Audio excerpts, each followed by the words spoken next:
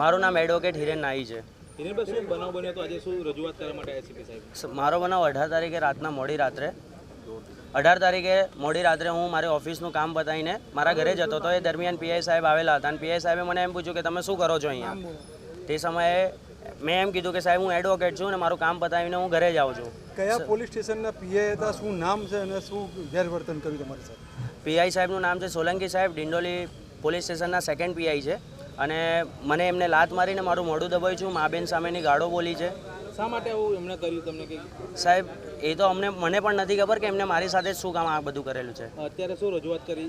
અત્યારે joint CP સાહેબને, અમારા એસડીબીએના પ્રમુખ, ઉપપ્રમુખ અને અન્ય હોદ્દેદારો સાથે અમે જોઈન્ટ સીપી સાહેબને રજૂઆત કરેલી છે કે આ મારી સાથે જે મિસબિહેવ થયો છે એના ઉપર જલ્દીને જલ્દી એક્શન લેવામાં આવે અને ફરિયાદ કરવામાં આવે. એમને શું કહ્યું? એમને સારો એવો રિસ્પોન્સ અમને આપ્યો છે. એમને 2 દિવસનો ટાઈમ માંગ્યો છે ઇન્ક્વાયરી કરવા માટે અને ઇન્ક્વાયરી પછી જે હશે અમને જણાવશે.